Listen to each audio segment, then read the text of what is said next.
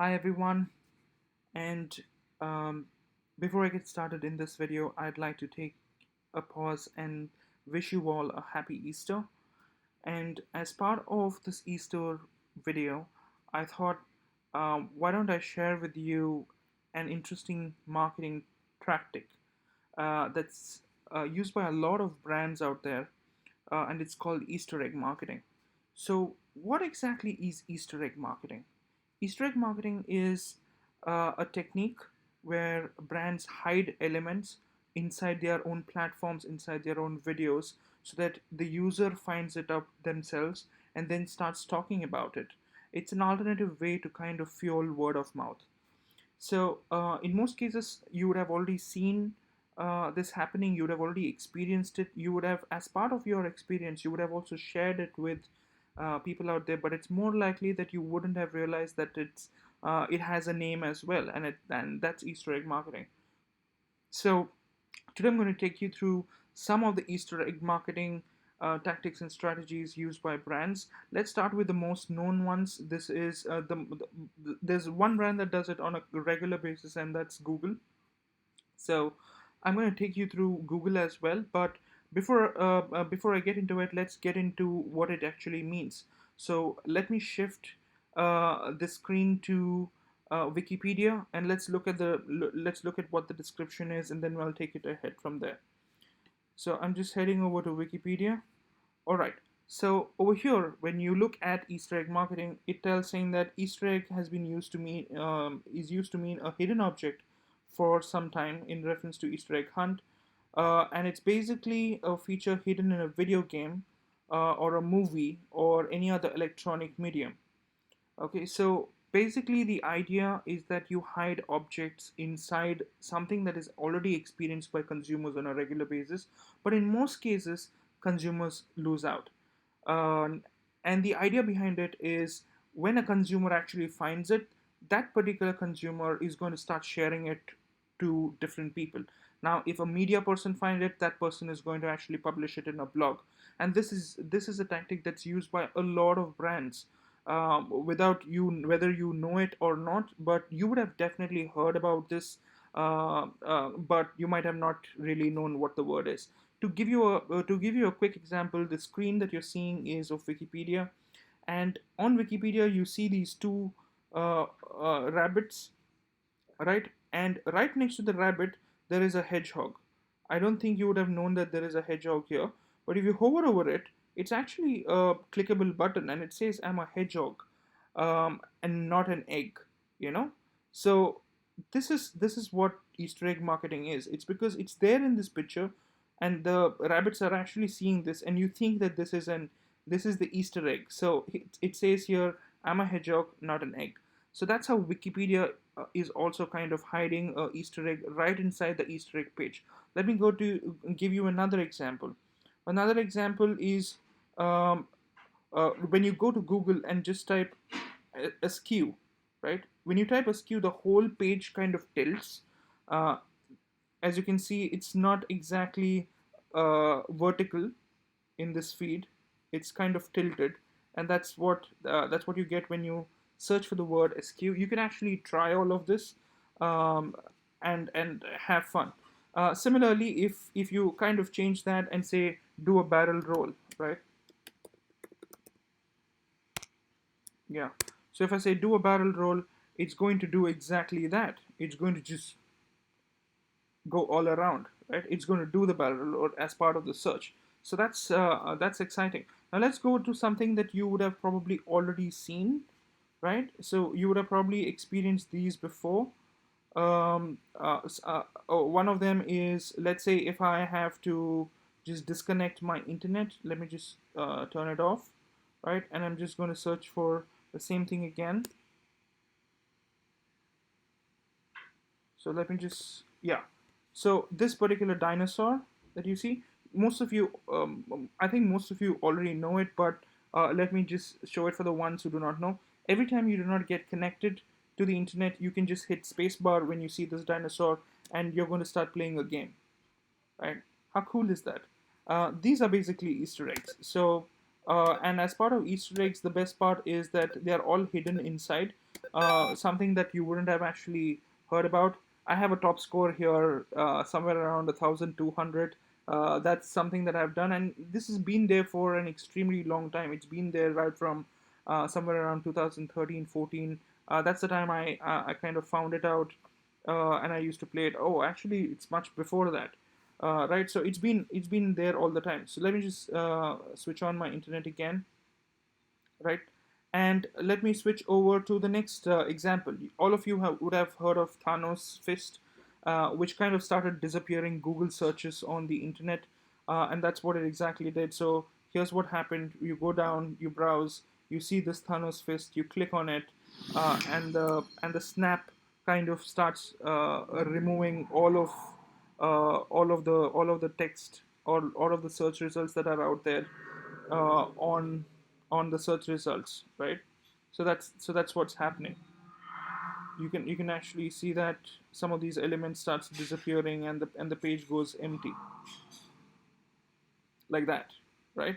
So that's the Thanos snap that happens, and this is also an Easter egg.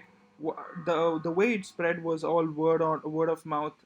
It's like one person discovered it, or maybe Google kind of leaks it to one or two people, and then those two people start talking to three other people, 10 other people, share it on their feed.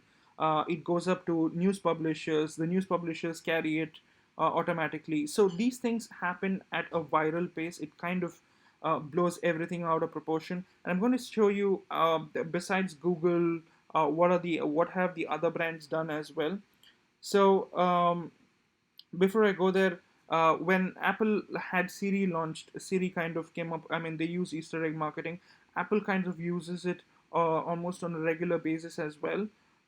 As you can see that over here in this case, they had a few questions that were asked Siri, and Siri used to respond to them very creatively. And these are the kind of questions that kind of started viraling, and people started asking these questions.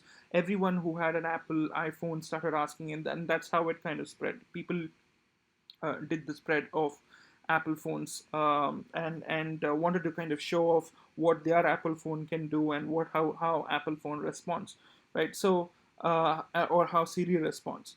So similarly, and what happened with this is that it resulted into free PR media, and a lot of websites covered about it, a lot of online publishers covered about it, and that's how it actually went viral.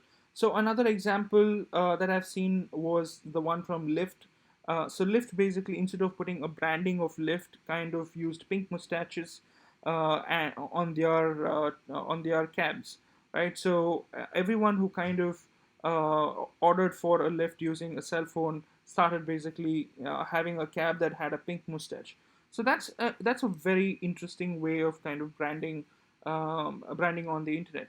Another one that you might have also seen is something that came off recently was the Google AR Tiger. You go up online, even on your cell phone, and search for tiger, and then you basically get an option to kind of meet a real life tiger, right? So most of you would have already seen it. You just search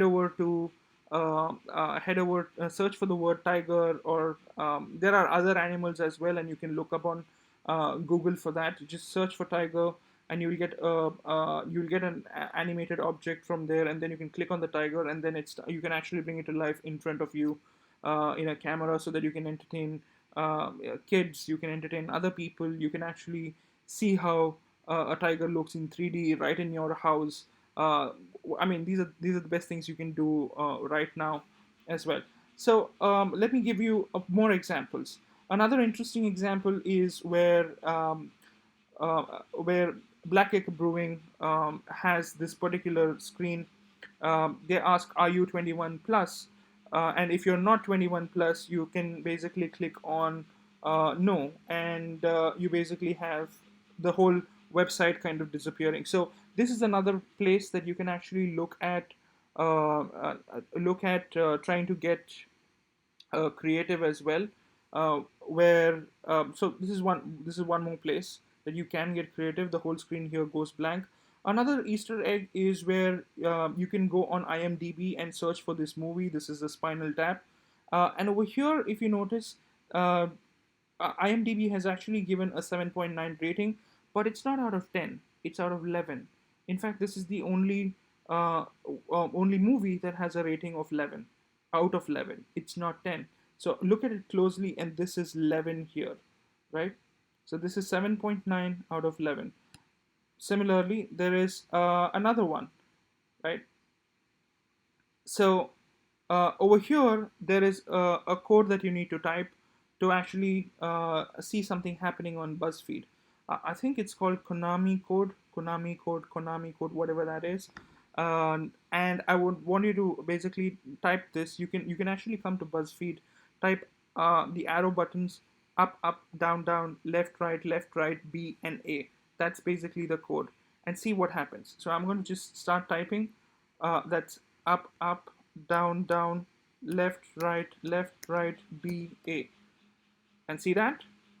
You see those color pops all out there that have come. That's a code, right? That's a hidden code. So these Easter egg marketing tricks are primarily to kind of entertain the audience, to kind of entertain the loyal audience to come back. There are other places as well. There are other things that yeah. So it's the Konami code, correct? So I was right when I said it first. So this is what it is. It is up, up, down, down. So basically, it's the arrows. It's up, up, down, down, left, right, B, A. So that's the Konami code. And let's look at another one where a book author had actually promoted his book, right? So this is one from, I think it's from Seth Godin, if I'm not mistaken. But if you see this, he kind of writes an email out here, and then he says, in the email itself, he says, don't forget to look for the purple circle on the website to get the best price. Now, this is hidden. This is hidden for only those people who are more likely to read his entire email. He's not targeting everybody. He's not targeting the ones who basically are not his loyal fans. He wants to identify how many people actually look through the whole email, how many people actually read through the whole email. So if you are doing email marketing, you can actually hide these elements inside the email. And even if one person kind of finds out this hack, that person is going to start talking about how Easter eggs are actually hidden inside an email. And when it comes to Easter egg marketing, it's not something that you do only during Easter. Like I'm not referring to any kind of concepts as such, but this is basically something that's hidden all through, and it can be done anytime throughout the year. So that's what this is. So what happens over here? Don't forget to look for the purple circle on the website to get the best price. And you go to the website and you actually see a purple circle right below, three colorful circles, and you see a purple circle right below the book as part of getting the product, right? So that's one of them. Another example is when Banana Republic had actually dropped Easter eggs across their e-commerce website for consumers to find. And over here, the idea was they sent out an email and they said that there's an Easter egg hunt running on their site. All you have to do is find the eggs, just spread out across the site, and basically claim your discount on price. So that's something that's interesting and exciting as well. In case you have an e-commerce site, feel free to do it. It's fun, and there are a lot of alternative variations that you can actually try. And then coming to the last example over here, we're going to talk about JCPenney. JCPenney had one of these products at one point of time. It's probably currently not active, but this is one of the examples where they had actually embedded an Easter egg marketing tactic where they had said, pick a color, black and pink, and Umi black and white, Chewbacca pink. That's how they had actually named. So the idea behind Easter egg marketing is actually hiding elements that actually resonate with people. And if it's something that people find, they're going to start talking about it. And that's the idea. Very similar to that is another quick example that I can show you on this is, let me just switch back to my screen. Right. So let me just switch back to my screen. I'm going to show you one of these places where Easter egg marketing is used right on my cell phone. So I'm just going to switch over to my screen. Let me just yeah, hold on.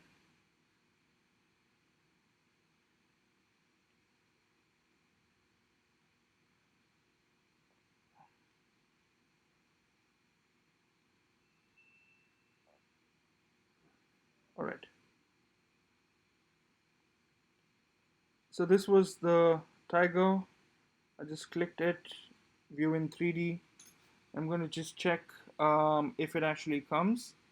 So yeah, so as you can see it, I'm just going to place that tiger right here, right? So I'm just going to, yeah, so that's a tiger right on my bed. Interesting, isn't it? And that's what you can do. You can actually bring this bring tiger this particular tiger in real life, so that you can actually have fun right on the screen itself. Right, cool. All right, so that's basically what I had to tell you today as part of uh, the Easter egg marketing exercise. Another interesting example is that if you have an iPhone, just go to your home screen. I'm sorry, I missed to share that as well in this. Just go to your home screen. You're gonna find a watch. You're gonna find the clock icon. Apparently, it seems that the clock icon is actually a real clock. It shows you a real time right in the icon itself. Try it out. So in case you have an Apple Watch, sorry, not an Apple Watch, an Apple phone, just look at the icon of the clock, and you will notice that that thing actually moves. It shows you the real time even before you open it. So that's all for today. That's all for this particular video. I hope you learned something. I hope you were excited to learn about Easter egg marketing. And I look forward to see you in another interesting video. Um, if you have any feedback, please share it in the comments. If you like the video, please subscribe to this video, to my channel, and see you next time.